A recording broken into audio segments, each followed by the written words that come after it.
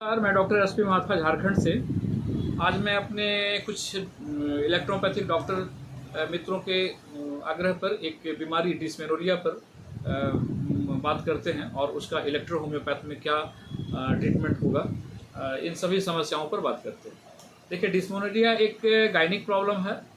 इस बीमारी में मासिक धर्म का बहुत ही कम होना, ना के बराबर होना, कष्टकर मासिक धर्म का होना, समय पर ना होना, रुक रुक करके होना और पीरियोडिक टाइम पर काफ़ी ज़्यादा कमर में दर्द, शरीर में दर्द, फीवर, बेचैनी, घबराहट, पूरे शरीर में एक प्रकार का तनाव जैसी स्थिति और पेशेंट अपने आप को अनईजी महसूस करती है। अधिकतर एमसी के समय काफ़ी दर्द रहता है, कमर में दर्द रहेगा, रक्त की कमी के कारण भी ये समस्या होती है, जिसके चलते पेशेंट को रह रह के चक्कर आता है, बीपी डाउन हो जाता है, फीवर का हमेशा शरीर में बने रहना, लोअर एब्डोमेन में काफ़ी दर्द होना, कह सकते हैं ब्लीडिंग कम होना, कहीं ना कहीं हीमोग्लोबिन परसेंट के कम होने के कारण भी ऐसा होता है और कुछ इंटरनल इन्फेक्शन के कारण से भी इस प्रकार की समस्या होती है।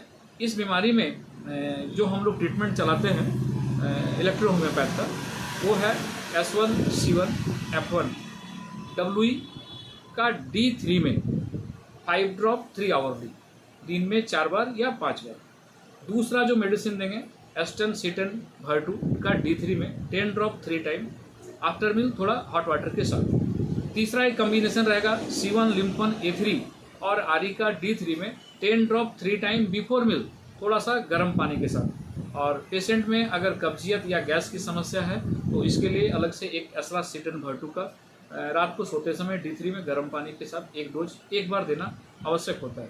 देखिए, ये बीमारी पेशेंट को कई एक समस्याओं की ओर इंडिकेट करती है। जैसे ब्लड की कमी से भी ऐसा होता है, फैलोपियन ट्यूब में अगर कुछ ब्लॉकेज है उसके कारण भी ऐसा होता है, यूटेरस में इन्फेक्शन है फिर भी ऐसा हो सकता है, ओवरी इन्फेक्शन के कारण भी हो सकता है। पेशेंट अगर डिप्रेशन में है तो भी इस प्रकार की समस्या हो सकती है।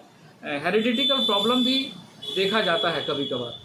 और साथ ही साथ पेशेंट में बहुत ज़्यादा अगर हाइपर एसिडिटी की समस्या है, गैस कब्जियत काफ़ी दिनों से बनी हुई है, तो इस प्रकार का प्रॉब्लम देखने को मिलता है। यूटेरस में फाइब्रोइड या सिस्ट का होना भी एक कारण समझा जाता है।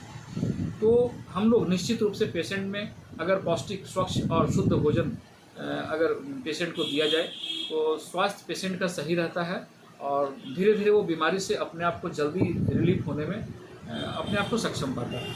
पेशेंट को किसी प्रकार का इन्फेक्टेड फूड या इन्फेक्टेड वाटर या दूषित हवा में ज़्यादा देर तक नहीं रहना चाहिए। स्वच्छ भोजन करना है, ताज़ा भोजन करना है, पानी की उचित मात्रा लेनी है, फ्री माइंड में रहना है, ज़्यादा दबाव बनाकर अपने ऊपर नहीं रखना है।